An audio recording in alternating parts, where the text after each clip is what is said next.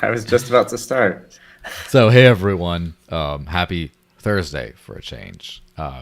This is a Zcash podcast. We'll do an official intro in just a little bit. Wait for people to trickle in, but yeah, for the idle chatter portion, for scheduling reasons, I was trying to get it right after Zcon, like last Friday, but then everyone was still traveling, and so I was like, you know what, let's just make a really good show on Thursday. Let us decompress a little bit.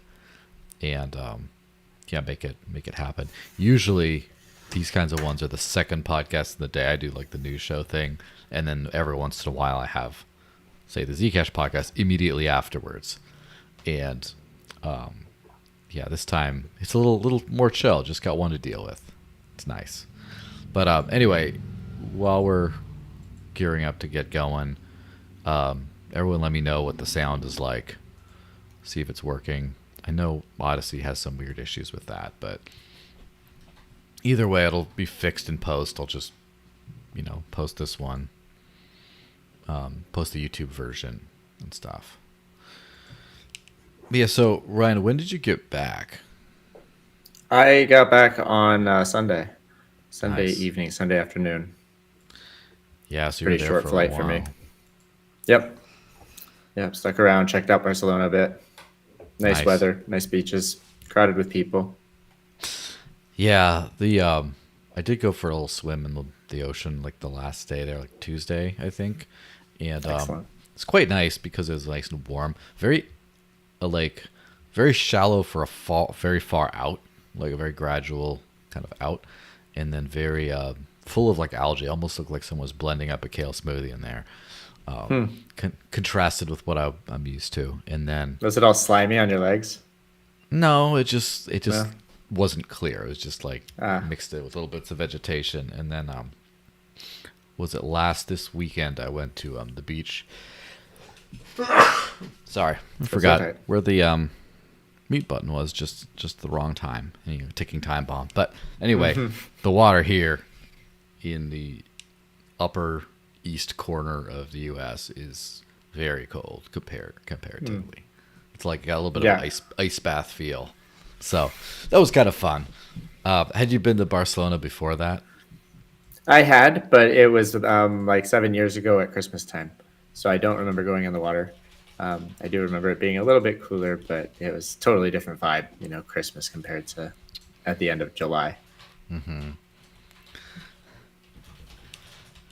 So as far as the week is concerned, the week, I was just there for the Zcon days. So I got in there Saturday for like the registration stuff, and I was there Saturday, Sunday, Monday, and Tuesday, and I left. And that was the official Zcon, I believe. And then there was it one day on each side of things, or was there more than that?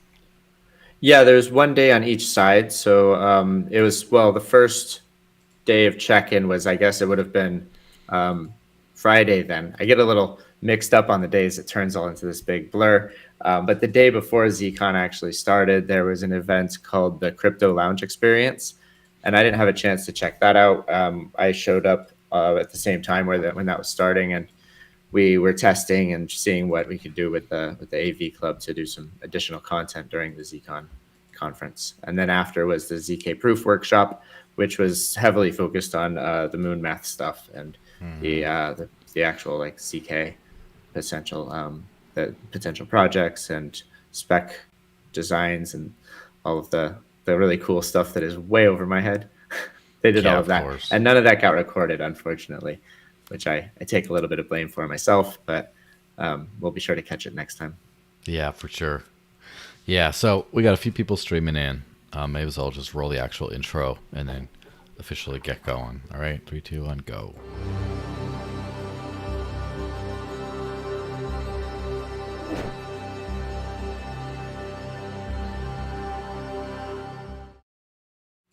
All right, so hey everyone, happy Friday officially now.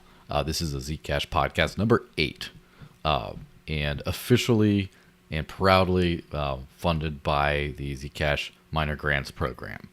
And I'm joined by I would say the one and only, but the one and only Zcash, Ryan Taylor of the Zcash Zcash Foundation Audio Visual Club.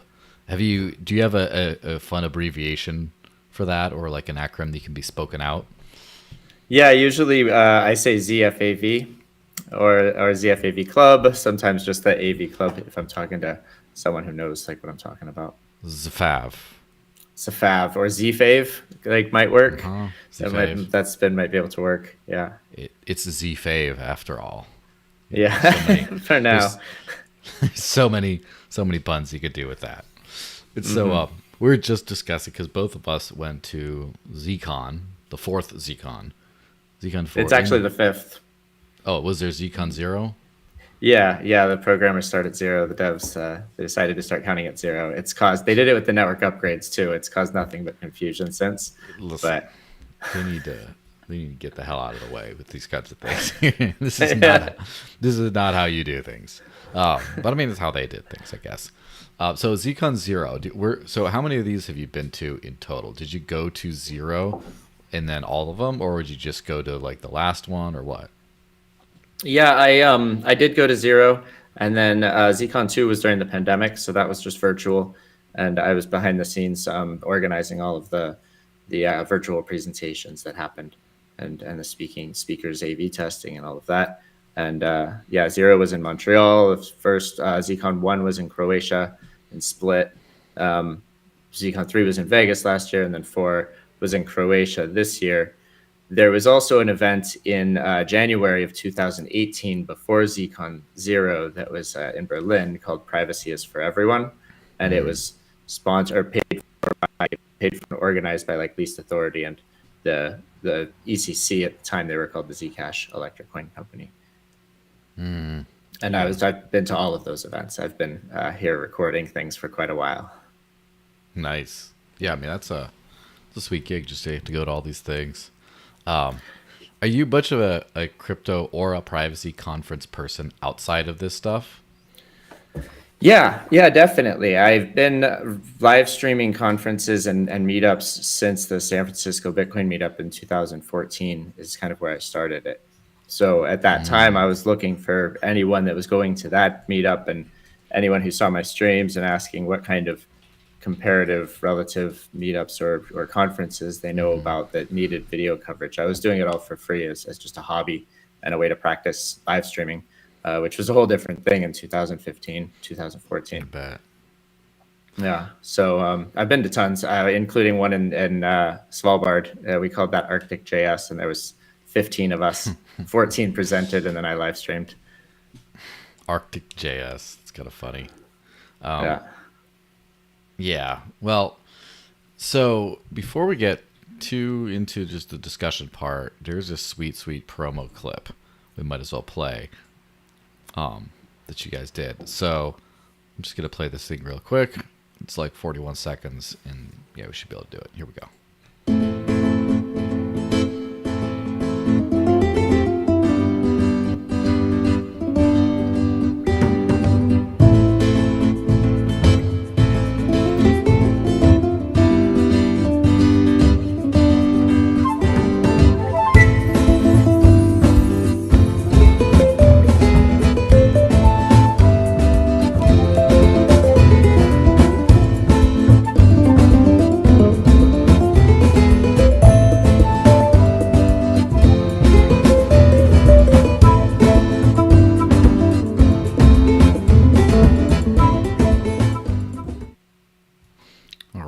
Was fun. Just a fun little promo to the whole thing. And yes, the soundtrack was appropriate and similar because during some of the happy hour type things, they did actually have a classical guitar player going strumming on some stuff, which was always a good time.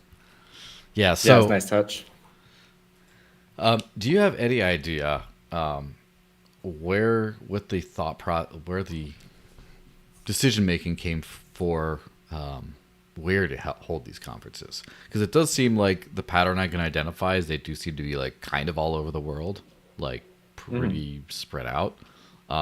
Barcelona, of course, is it's not really so much of a serious conference type place. It's more of a have fun place. Although Zcon did manage to be a very, very focused kind of thing during this whole time. But yeah, Yeah, I have a bit of insight there. I've never been directly involved with making the decision, but as the live streamer, I've always worked closely with the organizers. Less so in this last Zcon because I was like kind of let let go to sort of do the gonzo journalism approach to the conference rather than the live streaming, which has always been my previous gig. So anyway, the biggest point that they have always kind of leaned into is ease of access for global communities. So that would mean a major airport and not so many visa restriction problems, which Mm-hmm. immediately that visa thing kind of rules the U.S. out in most cases.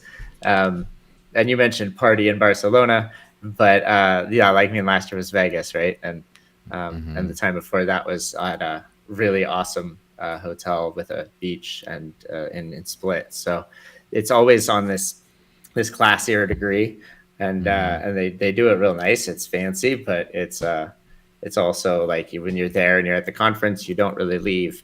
It's all very much inclusive in that scene, that vibe, that community.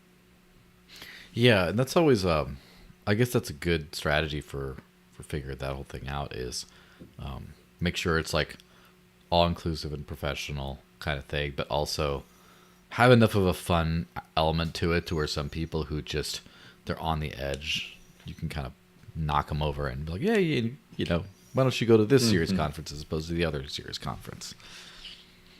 Mm-hmm. Yeah, yeah. Changing some of these little things could help us to grow it. This was the largest Zcon as far as attendance goes. I Interesting. believe it was just under 200, like 170 or something. So it has always been small, and it really started with the ECC and the foundation, Mm-hmm. and now it's grown. And this year is the first year where I've really seen um, a real diverse community as far as like global locations that they're coming from, which is Yeah. great. I guess the location does make a lot of sense that way because at least with Spain, you get a lot of Latin Americans able to travel more easily, and then obviously North Americans easy enough to, you don't have to get over Europeans easy enough. Mm-hmm. It's not quite like some other spots where it might be a little bit difficult. And yeah, I mean also you know not like I did go to a convention back in 2019, I believe, for the Dash cryptocurrency in Zurich, and it was great, no complaints. But Zurich is kind of expensive compared to Yeah. Barcelona. It's like the Mm-hmm. Switzerland price bump is like, oh no, whereas Yeah, you feel it. Barcelona feels affordable. I mean, as someone who lives in the New Hampshire, it was definitely felt affordable comparatively, and so yeah, that's a Hmm. good spot. Yeah, that's an important thing. And also, like you were saying, there's the whole Schengen Treaty thing that allows for easy Hmm. travel for people in the U.S. and people in the U.S. can afford to travel to people in tech and people working for Zcash, I should say, can afford to travel to Europe. Um, Hmm. and then there was also this is the first year that the Zcash Foundation has had a sponsorship for people. So that helped Nice. that helped some of our crew from Venezuela and Brazil to come over. Absolutely. Yeah, I mean, certainly helped me. I wasn't going to be able to go if it wasn't for that. It just too many other things going on. And then Right. they're like, well, guess what? We'll send you over. Like, offer I can't refuse, I suppose. Uh, Hmm. Yeah, yeah. I think that was a real benefit to the community.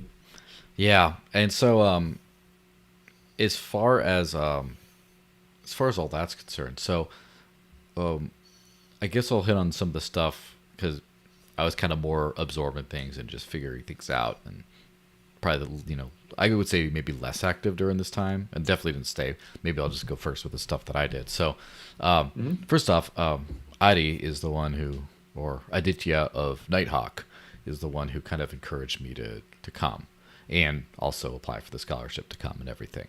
He's like, tomorrow's the last day, you should try. I'm like, okay.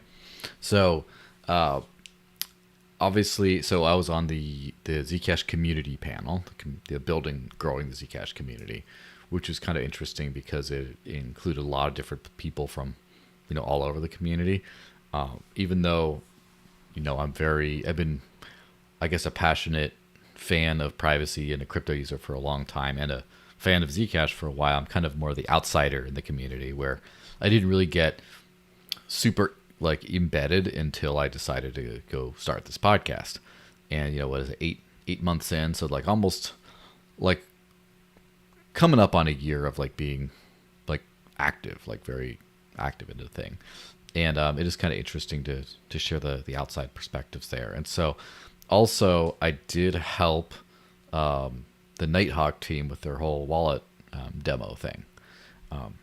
More specifically, they did like a feature brainstorm thing at the end for what the wallet should be, should contain. And it was kind of interesting. Actually, I'm going to go try to find a way to pull that up real quick. Did you manage to catch any of those, by the way? I haven't had a chance to watch most of the talks. I'm really glad that they're recorded and now ZF has released them individually. I was just about to ask more about, because I did hear about the wallet workshop that happened, and Aditya is great. I've had a lot of good times talking with him. He was on the talk show that we did, and I met him at Zcon last year. So I'm excited to hear that he was the one able to twist your arm to get you to come. So a trip to Barcelona, paid for trip to Barcelona, is real difficult when it's offered to you, huh? Yeah, brutal.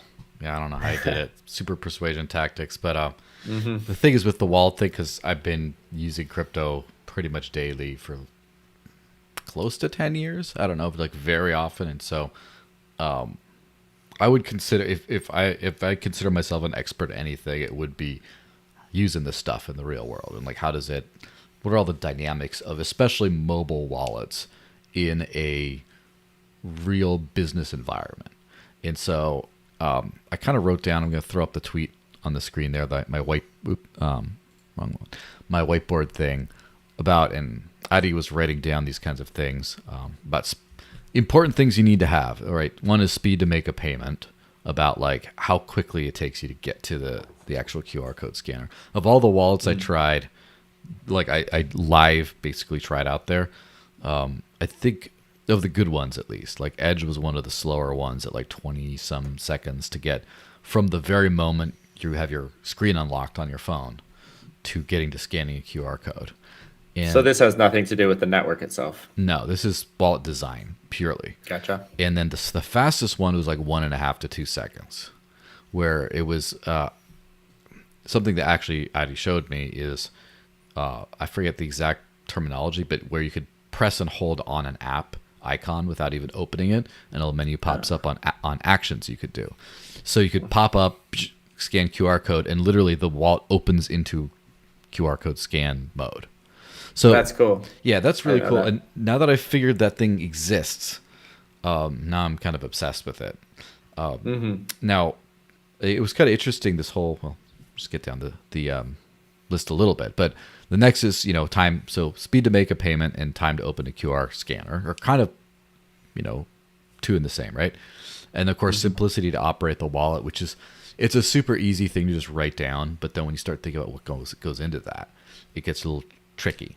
Like as far as when you open it, and I was actually just before the presentation roasting the Nighthawk people about how do I receive? He's like, "What is this button right here?" I'm like, "It looks like I'm sending. Why would I know that that's the receive?" And, all right, I guess you got to do a different button instead.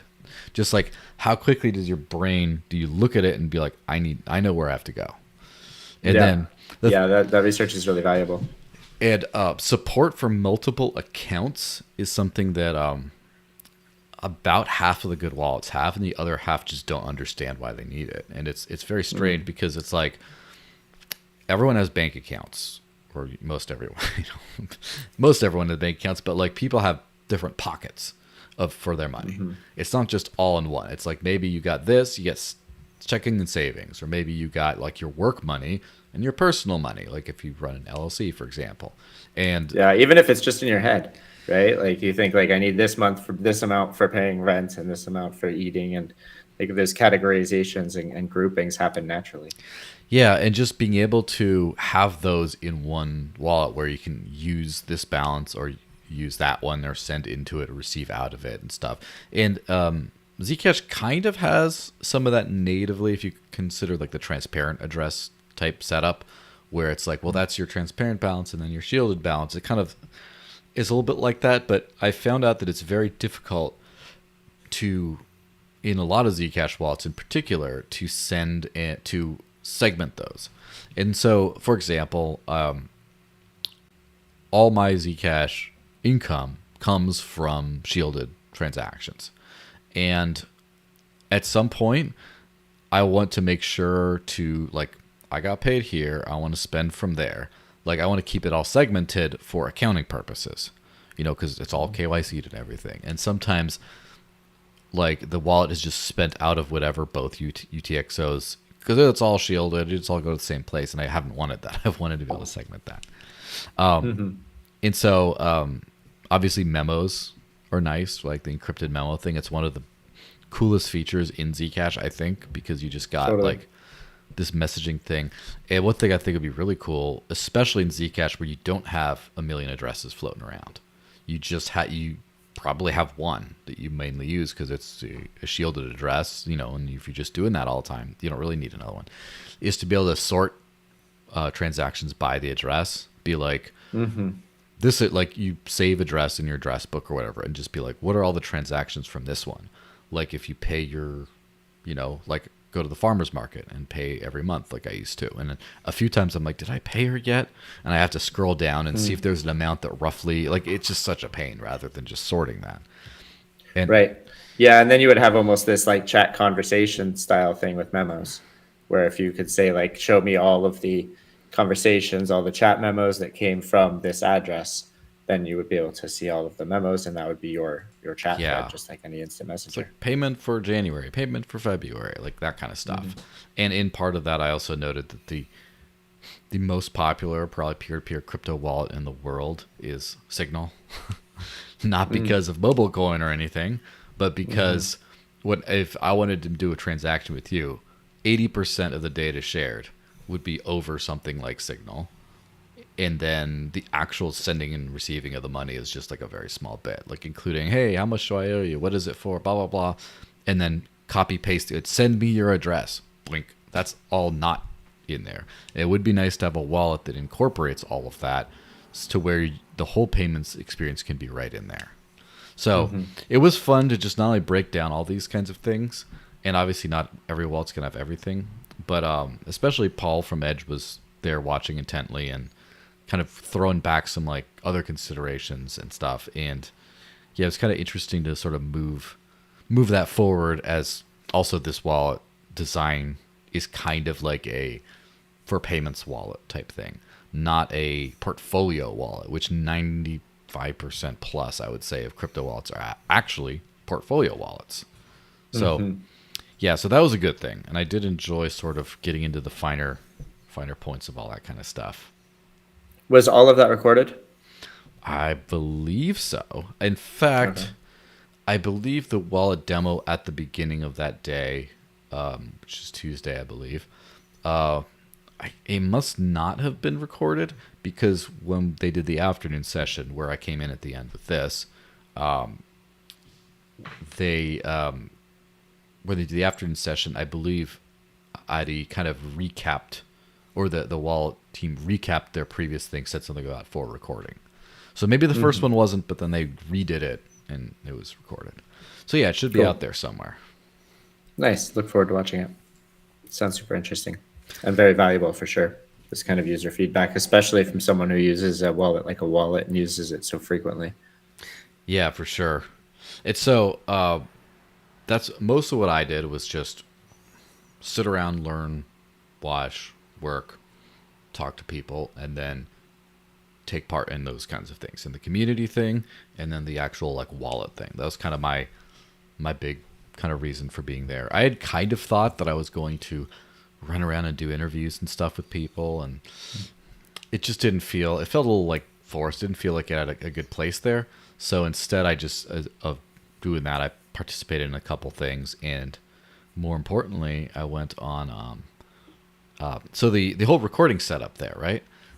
That's all on the ZFAV YouTube channel, right? Everything that was recorded there, or not necessarily? No, the live stream. So anything that was on stage was streamed by the Zcash Foundation, and that's all on the Zcash Foundation YouTube channel, which is like youtube.com/@Zcash Foundation.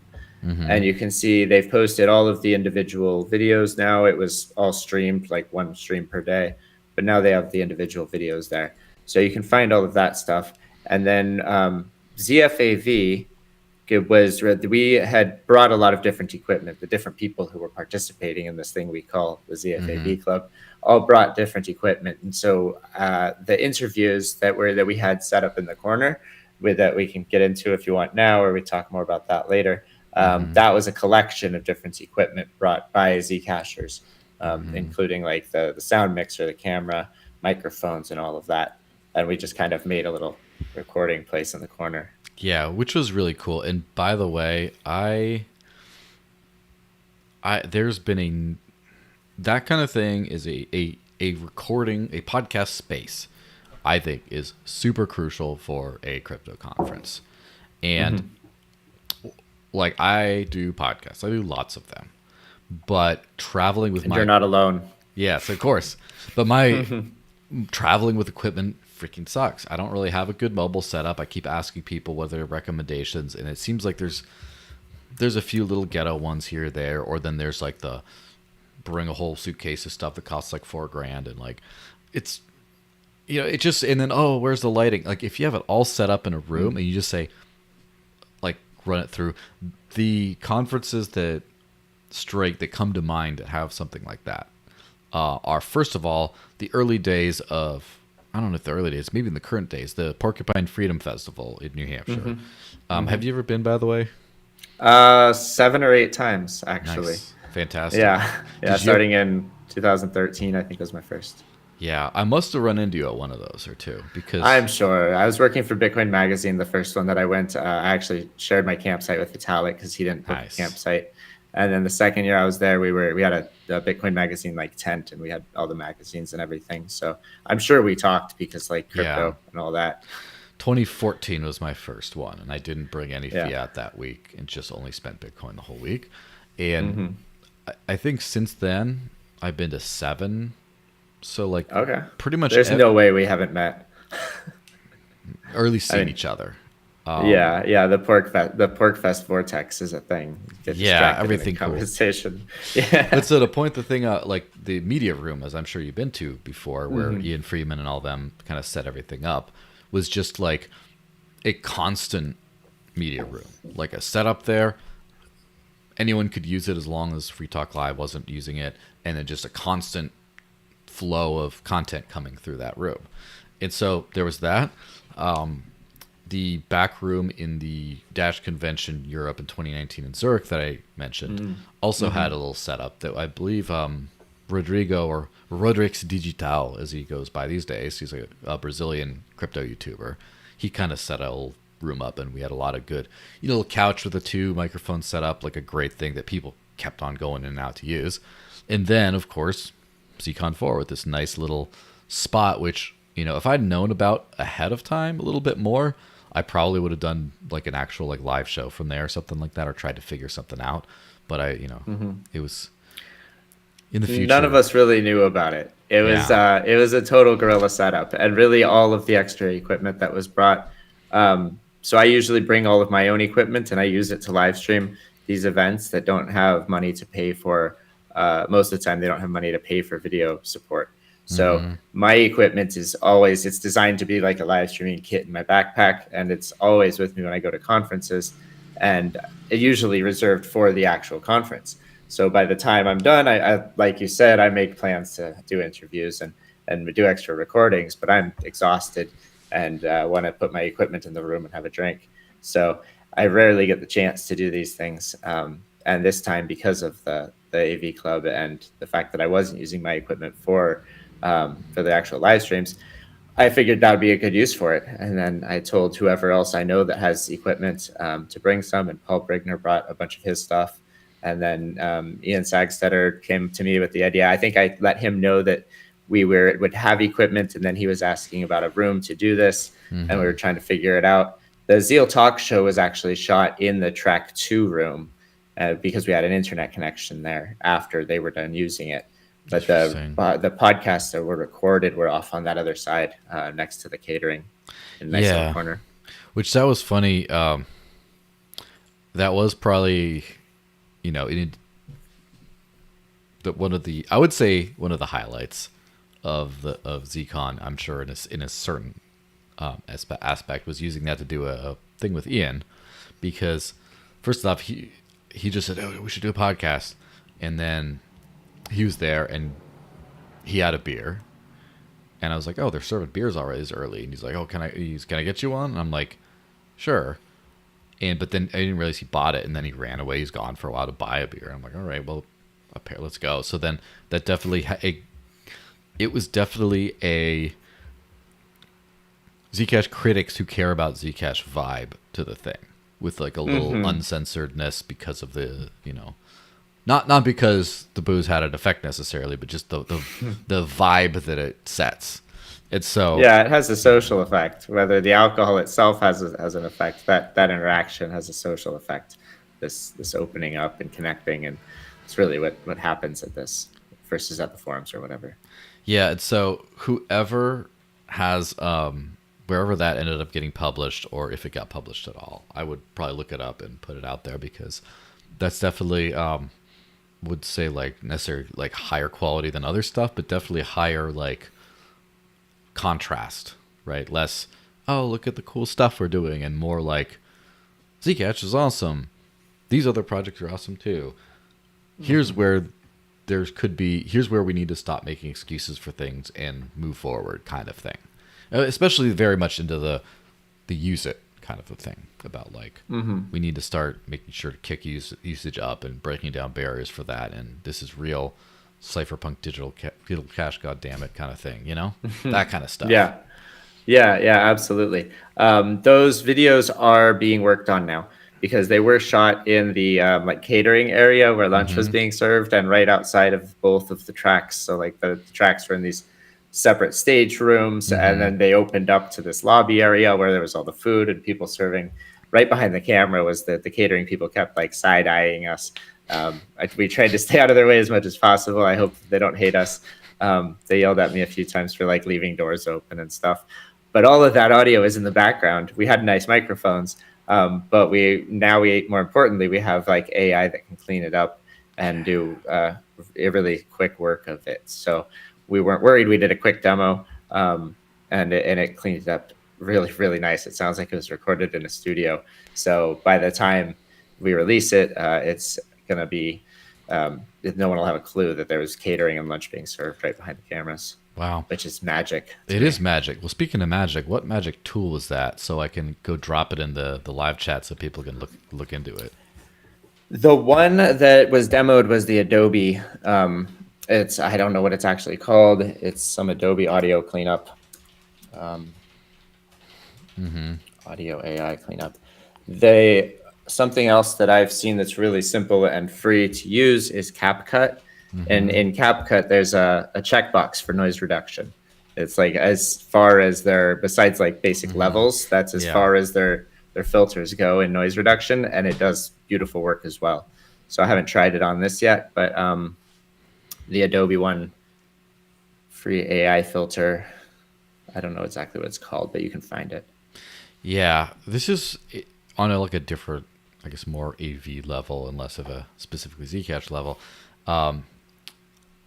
The advent of AI, like I'm not one of those, AI bros, but on a personal level, the advent of AI has definitely been fantastic for me, because I've always been Mr. Amateur who uses the free open source software to do everything and just gets it kind of working good enough for my things, but I can't. It's always like a little short of professional. And so, like, for example, one of my favorite sites on that is remove.bg, which you just drop in and it just removes your background. It just cuts out the background for thumbnails, and like the bane of my existence, because I was always using GIMP to go do this, and then people have crazy hair going everywhere. I'm just like, oh, and I gotta it's just so annoying. Get a haircut. And I got decent at it to where it would take me like a couple minutes to but now I'm just like drop in, boom, and just like using that in conjunction. And like I've always made my own thumbnails for everything, but now that I have like Midjourney or Leonardo.ai, I just throw in a basic thing, copy it, cut out a background, throw in some logo here or there. Like that combined, like those couple of AI tools combined with just the skills I know, just makes it all just so much faster. And so, yes, I have gone into Audacity and like found the unbroken like background noise thing and just cut it out. It always sounds a little bit like, well, there's no background noise, but now we're in the toilet. And so it's just, this one wasn't like that. It really it improved the quality of the microphones, it seemed like. And someone actually, during that demo, someone turned to me and asked, where is the point where the AI decides, okay, let's just get rid of the original audio completely and reconstruct the person's voice and what they're saying based on the clean noise that we can get from the clean sound of their voice that we can get. And we might already be there. Like, I think that when you start asking these questions, then the answer is we're already past that. Yeah. And so just generally speaking, I think that this is like it's just like creativity is just the limit now. As far as like you can just create really awesome content stuff, and and comfort with all these new tools as well. Yeah, it's so, especially like the amateurs get to look professional, and that's the cool thing about the AV Club is now we got a way to coalesce all that stuff together. All right, so do you want to break down real quick what you were working on during this whole thing that you haven't, of course, already mentioned? Yeah. So officially, I did a 30-minute presentation about the Zcash Foundation Audiovisual Club, the first 6 months of what we've been doing. That started, the first official announcement was in January 12th, I believe. So that presentation is on the ZF YouTube channel. And then the panel with you on building the community, we did that, which was a really good panel. That was a fun conversation with some really motivated community builders that are all working in different directions. And it's awesome to see this collaborations happening. I really enjoy it. It's something that's new to me since announcing the ZFAV Club. So this community organizing thing is not anything I really have hands-on experience with, but being a live streamer for so many events, I've worked with a ton of community organizers. So I feel like I've learned a lot, and it's just like waiting to come out. That panel was a nice chance to kind of feel that a little bit. It was cool. And then there was a ton of prep that went into the ZFAV stuff. That promo video that you showed was actually created originally by the Russian Zcash ambassador. And he had hired someone to make the video. It was his idea. And then he gave me the assets, the After Effects files. We got permission from the creator to recreate it, and we had it translated into 9 different languages, including English and Brazilian Portuguese and Spanish and Korean and Arabic, and the list goes on, French, German. And then one of the participants in the ZFAV Club actually used his After Effects skills to put all the translations into the videos, got some Creative Commons fair use music, that music that's behind it, and we released it. And that whole project happened in the course of like 5 days. It was all autonomously organized, just something that needed to happen before Zcon 4. So the prep kind of started there. And then my idea was just bring my equipment and see what people wanted to do with it. I organized like meeting points each day, and the people who have been coming to the ZFAV meetings and workshops, a lot of them were there and were willing to play with something. You know, sometimes you like to go to a conference and just like hang out, watch the talks. Other times I like to feel like I'm involved, and then I do want to play, like hide behind a camera, especially, especially if it's your first time at a conference. It's nice to be like, I'm busy, I'm working, I'm taking pictures, catching the information that way. Yeah, absolutely. Fun stuff. Maybe we just play that little 3-minute video kind of recap thingy on Twitter and just talk over that stuff. Let me hit that up, because it basically just is just showing all kinds of different people who actually were actually speaking at Zcon and stuff like that. Doesn't really show like, it doesn't have really, as far as I know, it doesn't have any snippets of like them actually speaking. So yeah, it's quite the lineup of people. And I have to say that's actually one of those things that sort of struck me on this whole thing, is just how big the Zcash community is. Yeah, it was really obvious at this Zcon. And this video, I want to point out that Rabmar is part of the Zcash en Español community that we have out in Venezuela. And he came to the ZFAV club just wanting to use his skills. And he did the translation project with the After Effects part of it.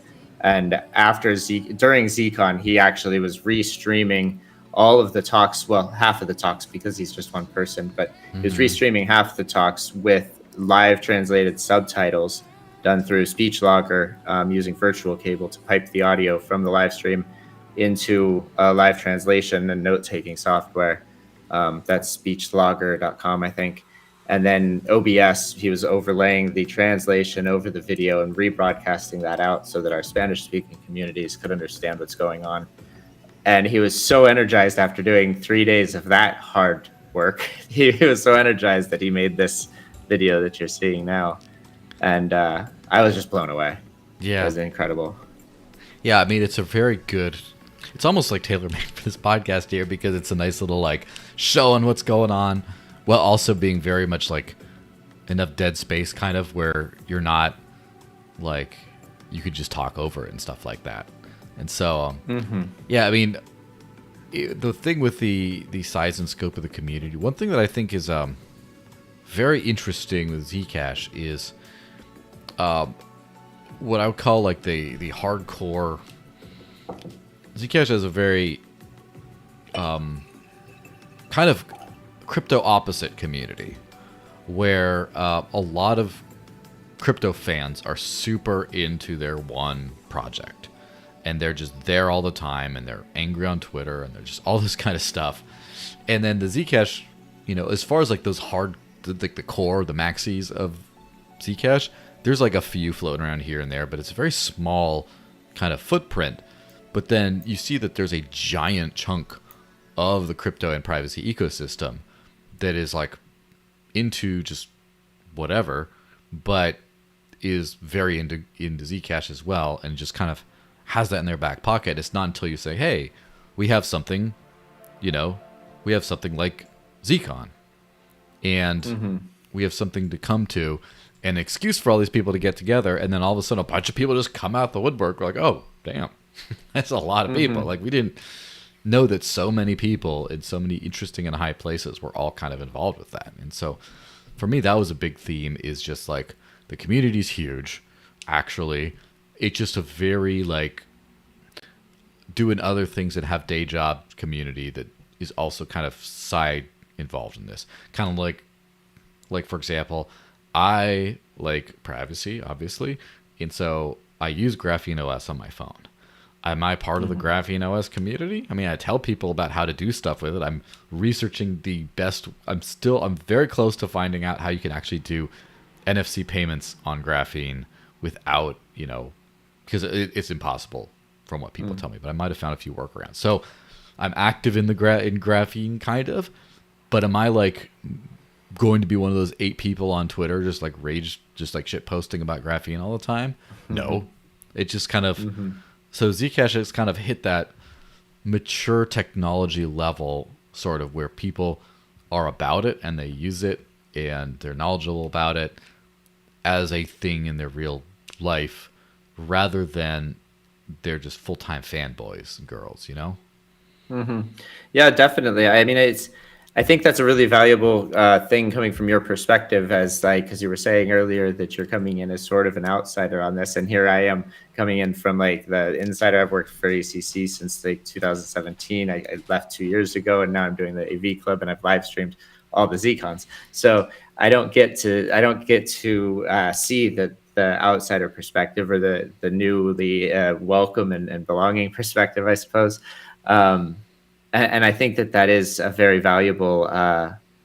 It's a very valuable thing. But I'm also curious who else is hiding? You know, like who else is not coming out of the woodwork? Who else is just holding Zcash?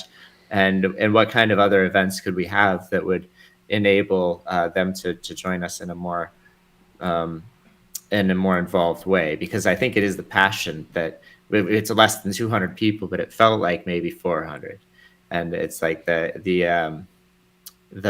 has this responsibility, this grown up tech vibe, and we can disagree, we can hold other coins, we can have these conversations that do maybe explode a little bit from time to time. Yeah, I mean, I'm sure that might be a little bit of reference to the thing on stage between the ECC and the foundation. Josh and I forget the foundation fellow's name, but again, trust me, apologize for being too new to the community to have memorized all the big names. But Totally fine. there's some disagreement on some things, and there's a big conversation now in the community about the trademark, for example, the Zcash trademark, which a lot of cryptos don't have it. Like definitely Bitcoin doesn't have it. I don't know if Litecoin has it at all. This is Ethereum, I don't know, but it's just like protecting like what is Zcash and what isn't Zcash, and so that makes something have to be called like Ycash or Z Classic or something if they want to fork off. And basically, a lot of the discussion, a little too in the discussion in the Zcash community, like the two big things on the horizon seem to be, or now seem to be, wallet syncing and governance. And wallet syncing is a little more like perpetual. It's kind of more sort of solved, not really solved. Some people really care about that. Other people, it's working well enough. And like I did have to do some convincing to get like Zuko to realize that it was a big issue for people. And there was like, there's that kind of stuff. And then governance seems to be, because that's a checklist. That's a to-do item for next year, right? For when That's a complicated one too. Oh yeah. Well, listen. Governance has been unfortunately, one of my bigger expertise areas in crypto in the last decade, completely unwillingly, because I was using Bitcoin. As Roger Ver would say, it used to work this way, and then the fees went high and all that. And like, yeah, we were all there for that time. And the lesson from that is there was some kind of a governance failure that happened. And then I was involved with Dash DAO for many years, and that's like probably the longest running explicit crypto governance mechanism in the space.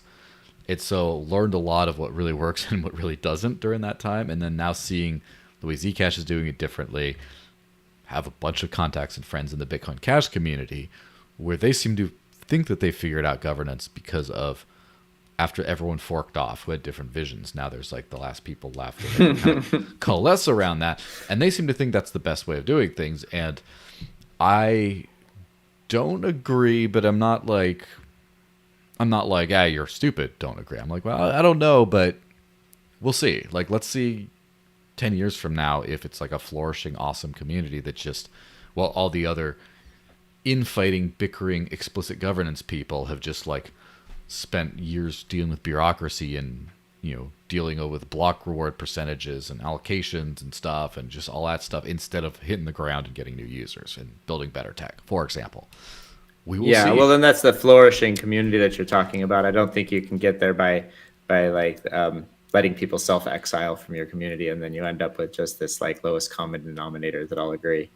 That's not flourishing in my mind, and it's really hard to grow back from there.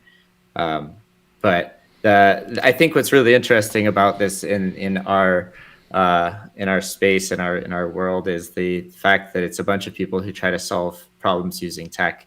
And are kind of conditioned to think that we can find a solution to something, and it's going to be this binary solution that's going to work, and it's going to be technical, and we're going to solve it with our engineering, and it's really a social thing that each community is trying to figure it out on their own, and then you have all these different personalities, and I'm not sure that there is a solution, but it's more like if it can keep evolving and keep adapting, then we can survive. But if we find some solution that we say, yay, we win, we found the solution, then we're probably going to die off from going obsolete or something. Yeah, absolutely. And I kind of come to the, maybe it's a bit of a tangent, but I've kind of come to the conclusion that success in crypto and these decentralized communities is about 50% structural and 50% like organic, meaning 50% of it is how you start things, the actual tech, the explicit governance systems you have, the explicit scaling mechanisms you have, the explicit, security, everything is like half of it is that, but the other half is like meat space, entirely like the people and how you can effectively, outside of the rules of the decentralized network, how can you get people and get them involved and set a culture and all that kind of stuff. And it's become kind of crazy because on the other side of things, like I don't know if you ever see the tweets of Justin Bonds, who runs Cyber Capital, but he's a Justin_Bonds. I would recommend everyone follow him because he's got a very I'll throw that in the live chat. Why not? Because he's a friend of mine and he a very smart person. He's also one of those intellectually uncompromising kind of people, and which adds himself as a voice of reason in the space a lot. And he is very and his approach, I think, is like half the picture, but half is better than nothing, right? And so his approach, like for example, he's a big fan of on-chain scaling, as am I. He's a big fan of programmability in chains and stuff, and I think so too. I'm not 100% sold that every chain needs to be an ETH killer in any kind of a way, but like there needs to be some sort of something, or at least the ability through something like say Thorchain, right, to access some of that kind of stuff. And then he's into like explicit governance, like a DAO, for example. He's also into like fee burn mechanism type things, like the tail emission plus fee burning kind of thing. He thinks that that's a really good thing. And I'm like mostly convinced that a lot of those things are a good thing. But for example, how many of those boxes does Zcash check? Zcash doesn't have infinite inflation, doesn't have a fee burn. It doesn't have explicit governance in the form of like a DAO or some kind of stakeholder voting. And it doesn't have programmability. It doesn't have programmability, although I understand that there's been some thoughts and motions towards that. And big push. And I guess on-chain scaling is the way it's going to go, but I don't know how much has been looked into, the way that's going to take place. Bonds is also a big proof of stake guy. And, I guess Zcash is investigating that, but entirely proof of work right now. But so when you look at that, though, contrast that with, like, say, Bitcoin, which is almost none of these things. It's almost like this list. It's almost like this list is a list of things wrong with Bitcoin, that Bitcoin could improve on. But Bitcoin's still at the top for entirely the other half of the equation reasons. All of the, the social stuff about giant network effects, and then people built like a brand and identity around it that got a lot of people who like other projects to really care about what happens to Bitcoin first. To just a lot of invested economies and whatnot.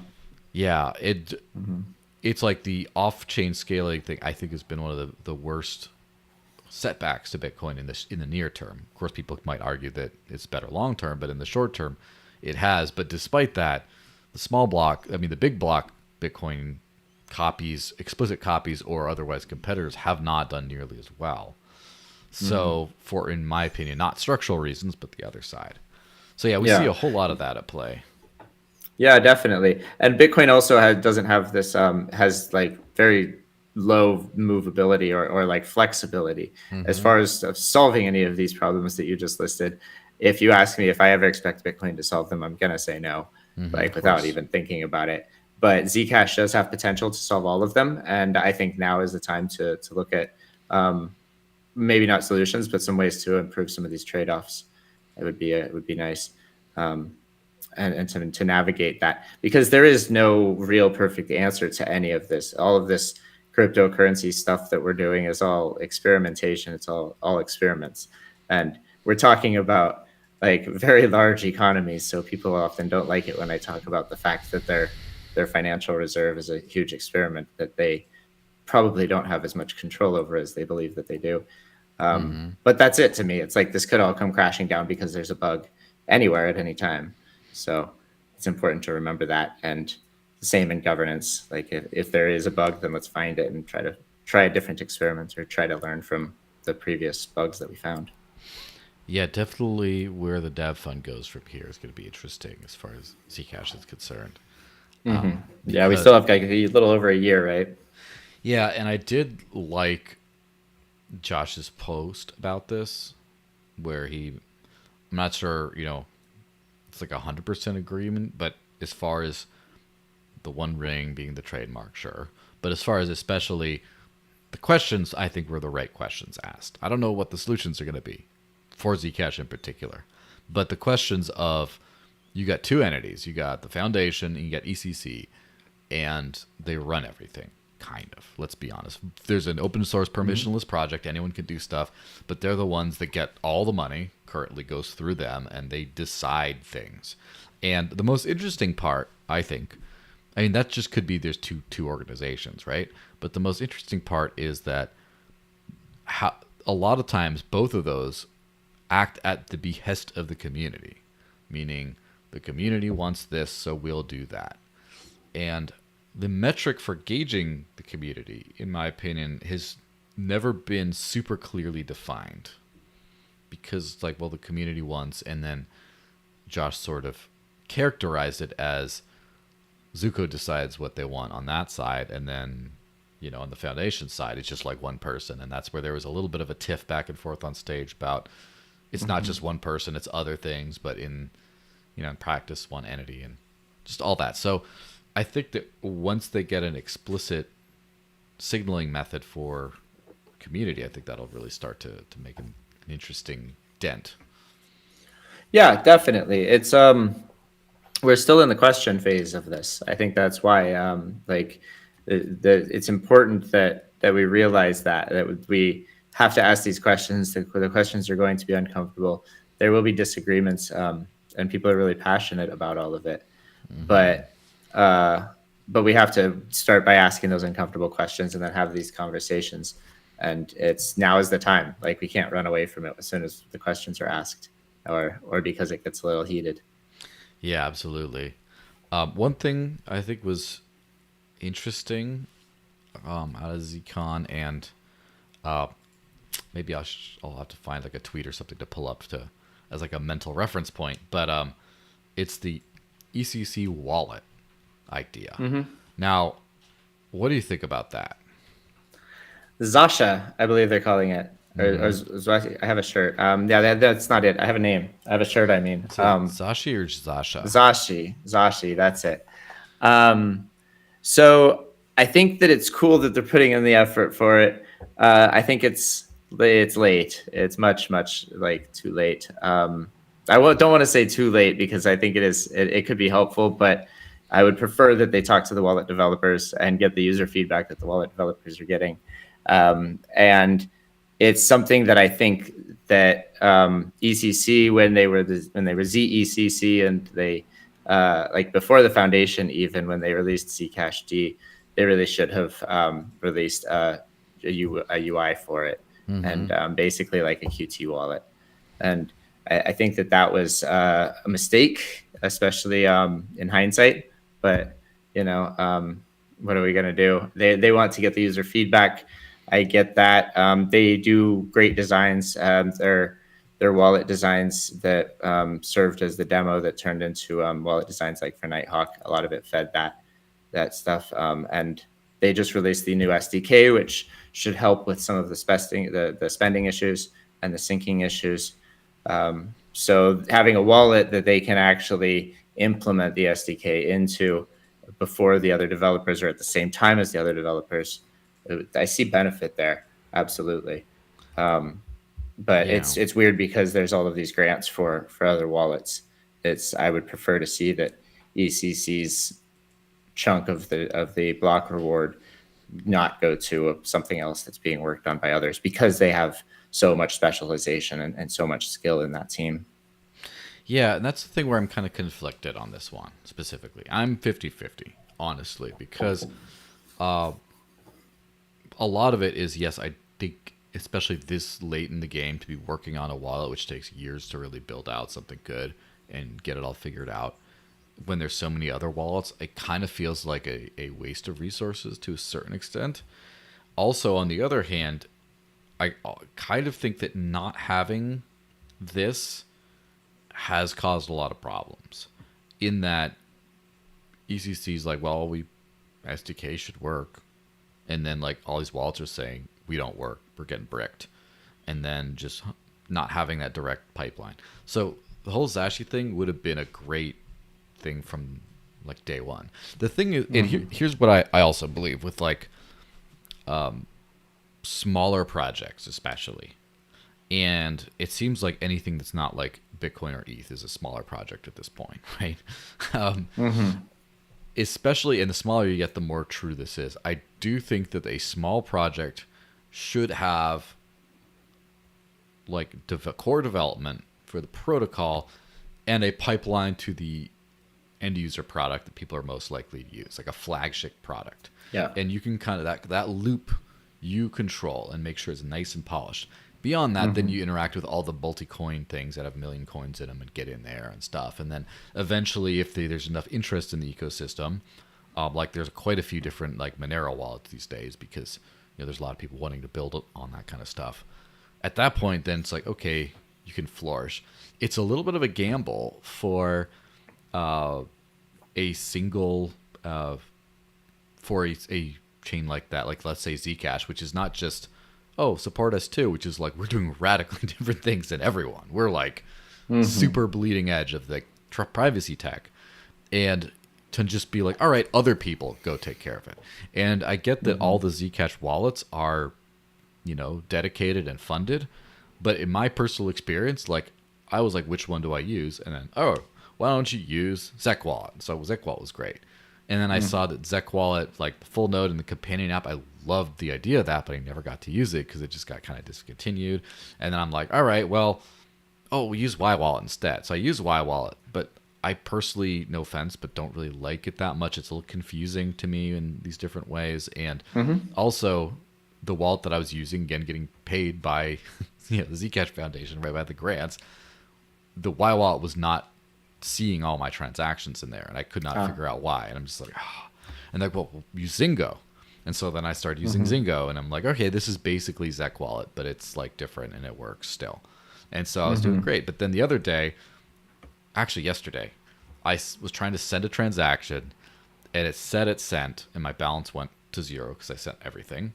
And then it just like never showed up, and I couldn't figure it out. And then I finally imported the seed into YWallet, and the money was still there. And I was like, which wallet is not showing?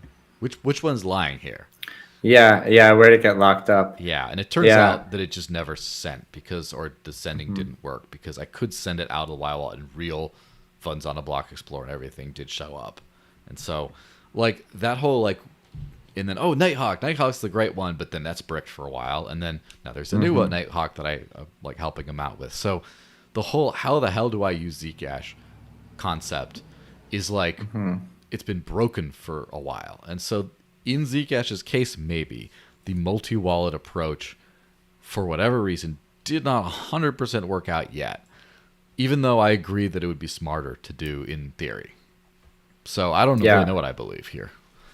Yeah, well, there's a lot to all of what you just said, because first of all, we're talking mostly about mobile wallets.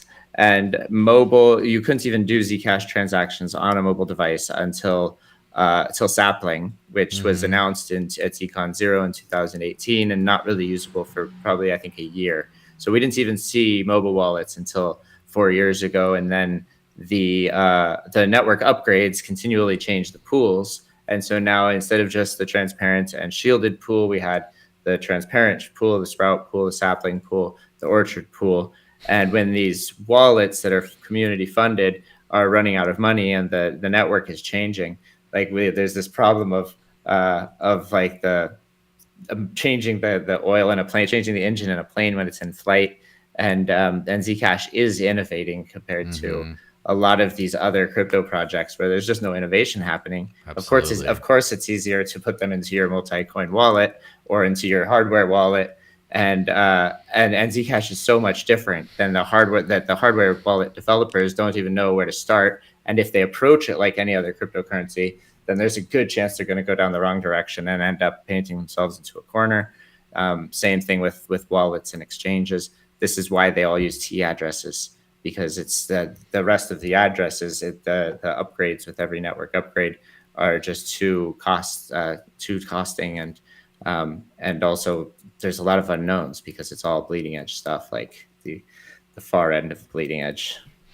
Yeah, and that's the thing is like, but one of the reasons why it took me so long to get involved with the Zcash community is because I saw it as more of a science project, as I've said a million times before, of like, this is the coolest cutting edge stuff.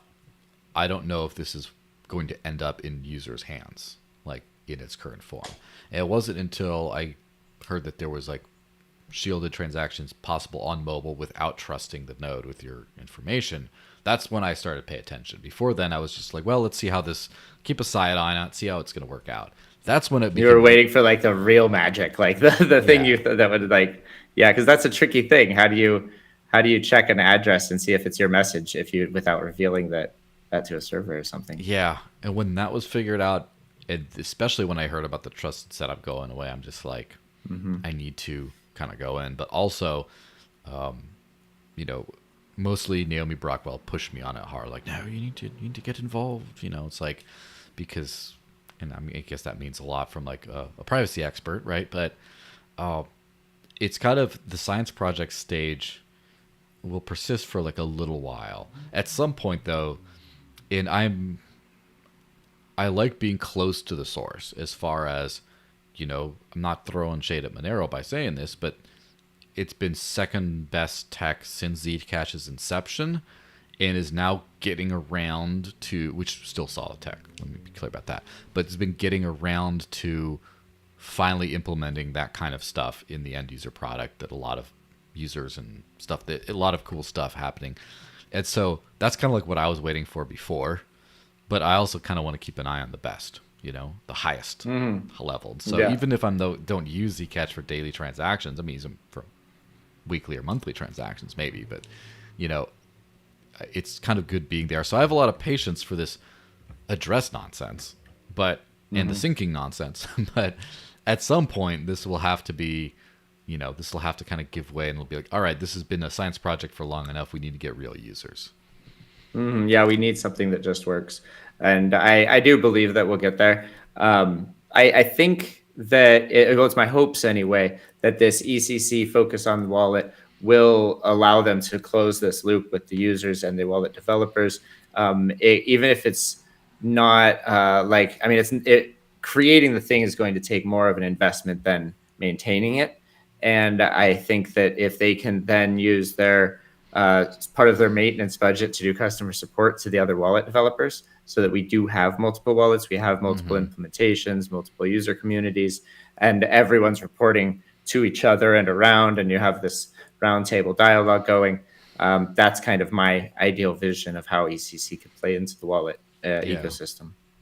Yeah, I do think at the just conceptualizing for just any crypto project, really, it would help to have the sort of closed loop, bare minimum product suite developed in conjunction, I guess, with the core development team, even if it's not by the same team, just like a team responsible for that, who can do the mobile wallet, a desktop wallet, and for something for if people care about privacy, right? The full node wallet and maybe even a companion app or a way to join those two together kind of thing. And that's like, just have that, and then people can get working on hardware wallets. Then they can get into multi-coin. Then they can get into spending specific wallets, and then all the other stuff. Yeah, I agree with you. I think that's a good path forward, and it'll get us to this ease of use that's so necessary, especially for like your use case of using it as a wallet. I mostly use it for donations and crowdfunding things, and then I get paid in it, and then I'll trade it for fiat when I need fiat. So it's a totally different experience than you have with paying. And now I have a question as far as that goes, though. Have you paid native Zcash to any merchants or anything, or is it usually like through Flexa or something? I have done, I guess, mostly native Zcash, sometimes to merchants, sometimes to, mostly it's been peer-to-peer, because that's the way things work out the best, is just peer-to-peer. And if, like, for example, at Zcon, I other than like the last day when I tried to get rid of all my paper fiat, I still have like 20 or so euros left. But I pay people back for drinks and things like that, and just constantly, and like that stuff works. That stuff has been pretty solid, and then I've used a few different either swap services to swap it for something that's easier to use, or I've paid for specific services. I did do a test on Coinsbee, which sells all kinds of gift cards to everything. It's a fantastic selection. The delivery is a little slow, and unfortunately, they charge a little bit of a premium, but they do take Zcash. And so, oh, cool. So what I could do, and by like one of the biggest bummers is I thought I was going to be able to pay for my plane tickets in Zcash, and unfortunately, there's places like I think Alternative Airlines and Cheap Air and Travala, they even take like Firo, but not Zcash for some reason. I don't know why. Maybe they need to be harassed a little bit. But that would have been cool because then you can do that. But so like, let's just say the time it takes me to swap Zcash for Dash and then spend it on Bitrefill for like the really fast, smooth, no extra charge gift card experience. Maybe I'd rather just spend it right on Coinsbee, take the small price hit, and it'll be faster that way. But, you know, yeah, so generally speaking, the transaction just goes through fine. It just, in person, it takes a few seconds to generate the transaction instead of just like it broadcasts and it's out. So that's good. That's good feedback. But I mean, it could be worse, right? It's kind of what my brain is saying right now.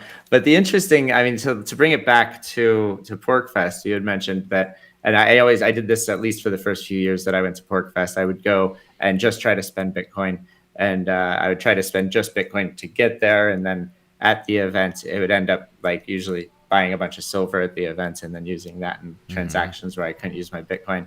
Zcon creates a similar and could create a similar environment with how many Zcashers in one place if we all had wallets that worked. I did notice a lot of times it's so much easier to pay for a table full of people and all their drinks.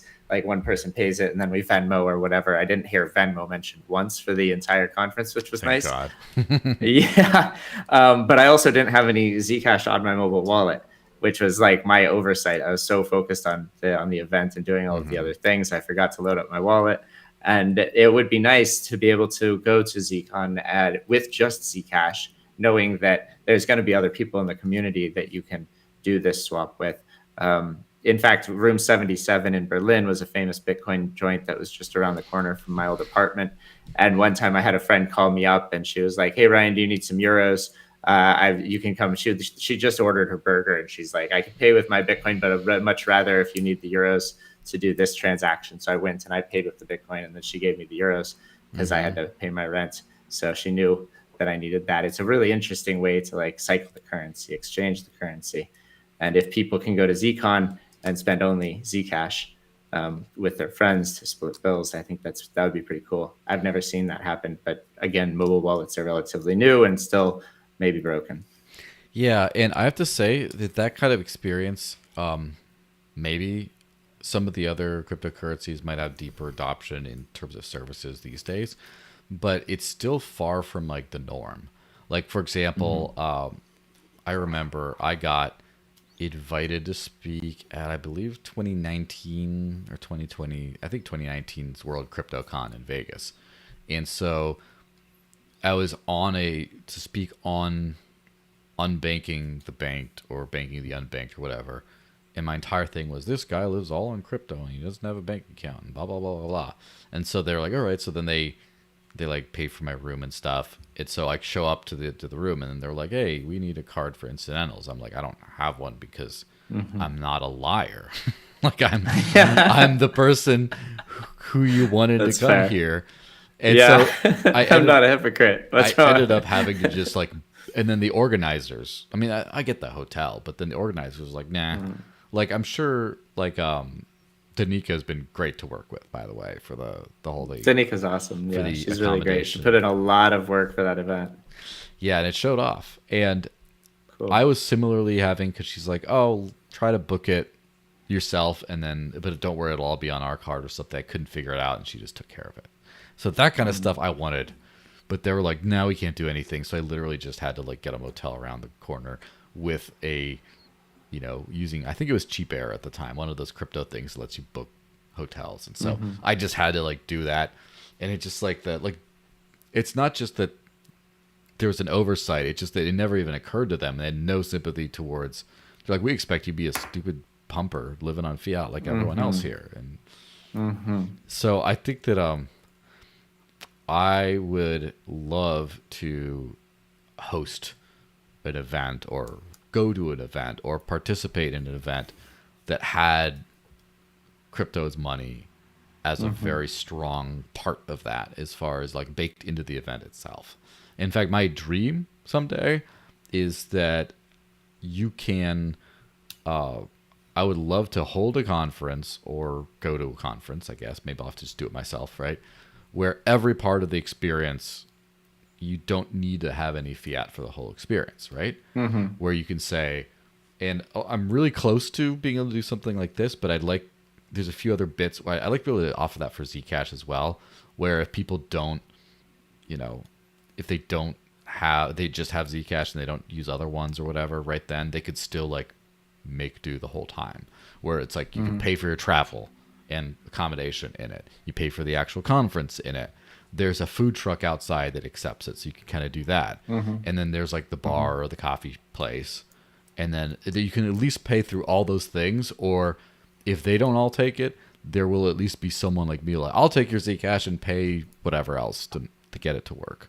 And so then people can just show up with nothing but Zcash. They don't have to worry about the whole foreign currency in a foreign country if they're from out of town.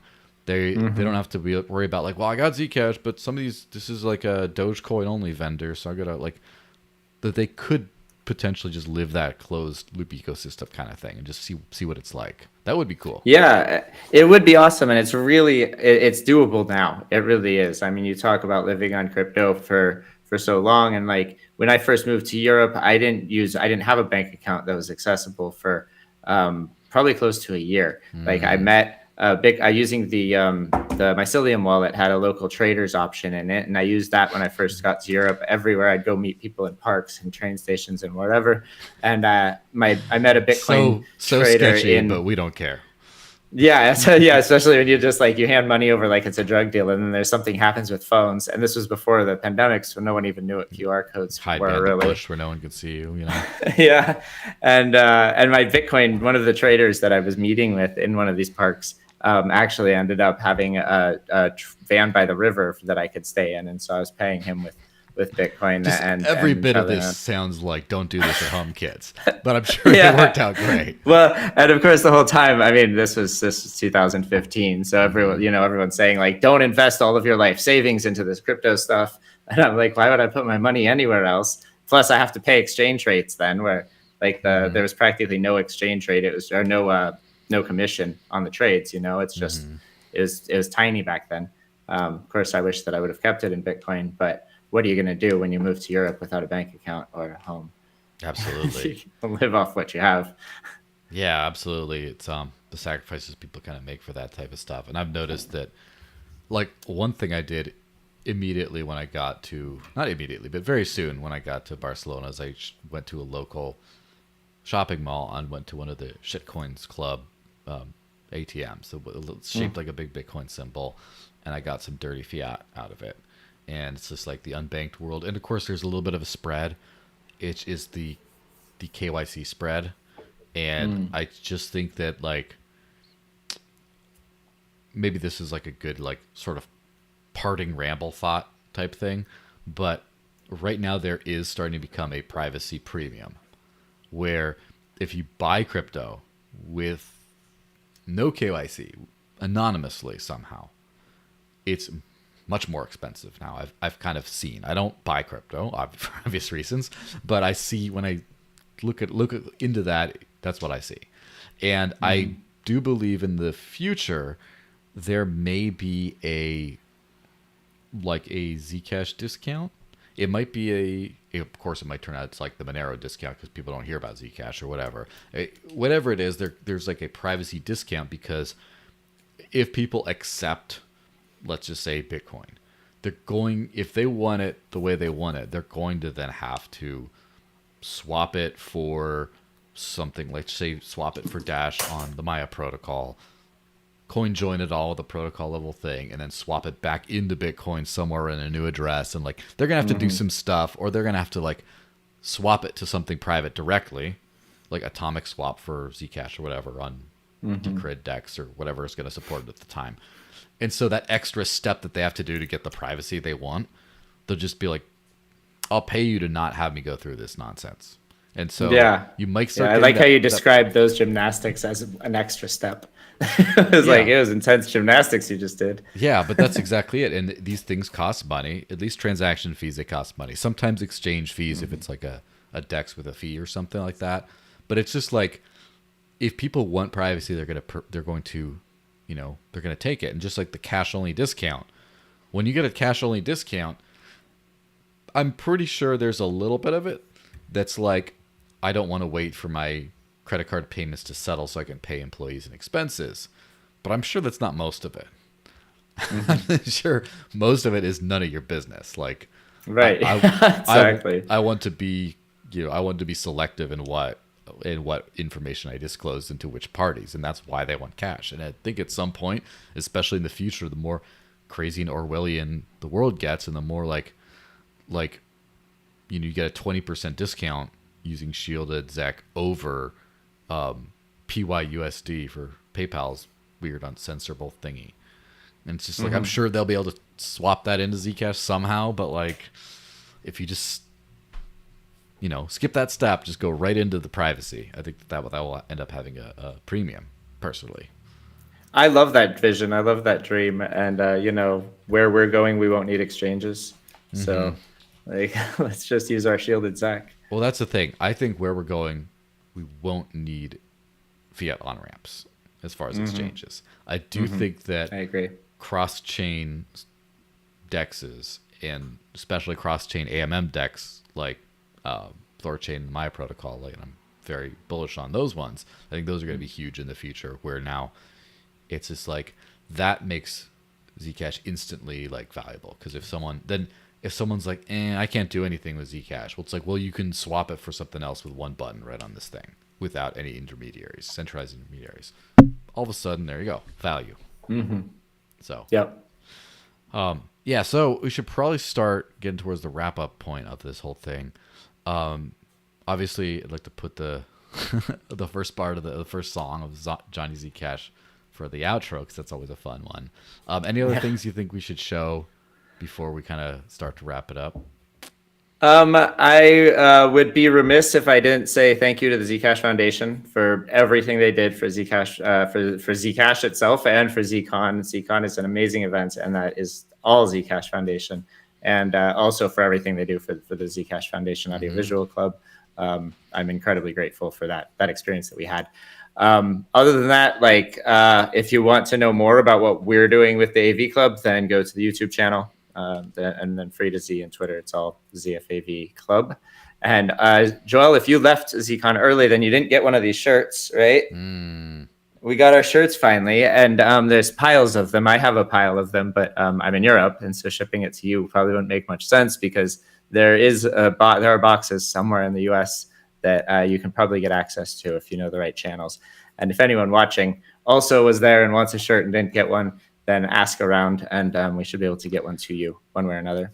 Yeah. Do you know if the Nighthawk folks have any? I don't know. Ooh, I'll have to ask, because that's probably my closest thing. Otherwise, I mean, honestly, if you do want to ship any, I would be more than happy to pay in SEC for the shipping. So let me see what I can figure out locally first. I'm pretty sure this year. No, and I might end up in your area. I'm going to Brazil in, like, I guess 3.5 weeks. I haven't even booked my flights yet for the D-Web camp in Brazil. We're heading down there, and I'm going to meet with the Zcash Brazil community and do some presentations with that community, and do a bunch of recordings and things. So that's like the next big event, and I have these few weeks in between crazy events to unpack and repack, and living the dream, huh? Yeah, but I do want to come up to out to the East Coast and have a chance to visit. I have some family up there, so Yeah, if I'm in the area, I'll let you know. Yeah, for sure. Well, you know where to find me, all over the place and stuff. Roughly. Yeah. Easy to find, but hard to catch, I think. Well, you know, I guess so. Easy to find, hard to have like any free time for anything. But Exactly. yeah. Anyway, let me hit up this Johnny Zcash thing for the outro. And yeah, thanks very much for being on. Thanks everyone for watching the podcast. I hope you're enjoying it. By the way, anyone, feel free to any channel to, like, for example, on this channel, or anywhere feel free to give me honest feedback about the podcast. Do you like it? Do you think it's good? Do you think it needs some work? Do you like? This is number 8, episode 8 out of 12, right? So far, 1 year cycle. And so after that, I mean, we'll have to decide if it's worth something we should want to renew or not. So if you do like it, let me know if it should be, if it's something that I should put in for a renewal on. So, let me know, guys.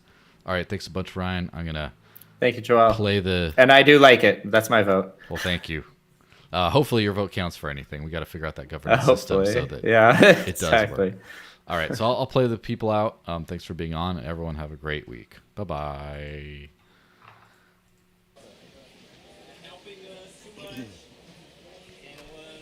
Okay, so I think we're ready to go then. So, good evening, everybody. Hi, I'm Johnny Zcash.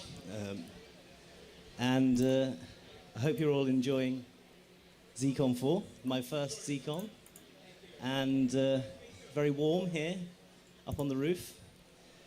We're going to start tonight's entertainment with a lovely song by Carly Simon originally, which has been amended with better words for the occasion, I always say. So.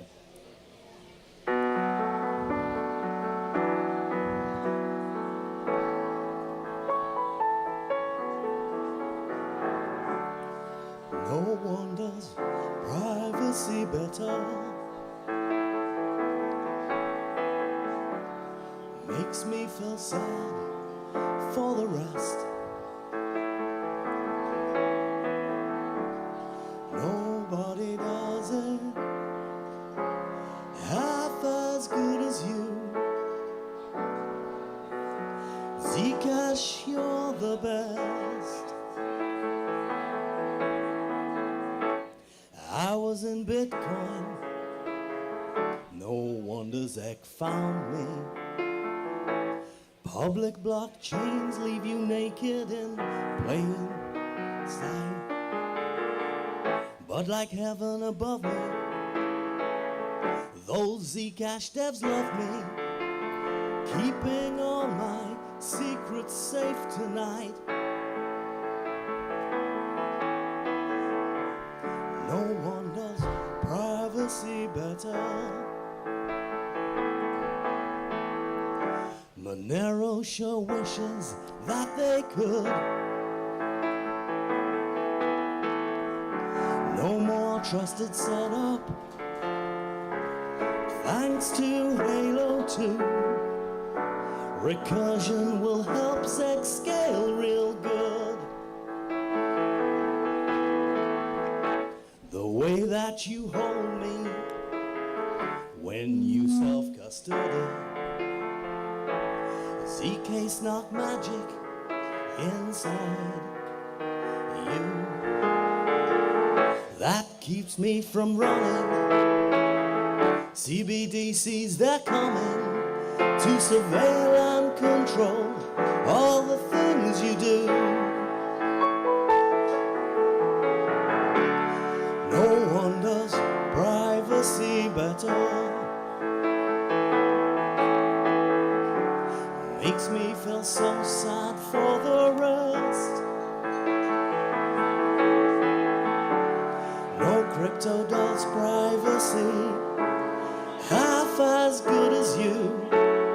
Zcash, Zcash, Zcash, you're the best.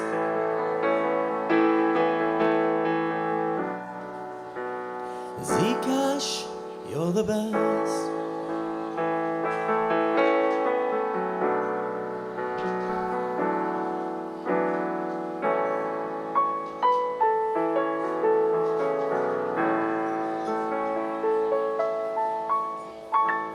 Zcash, you are all the best.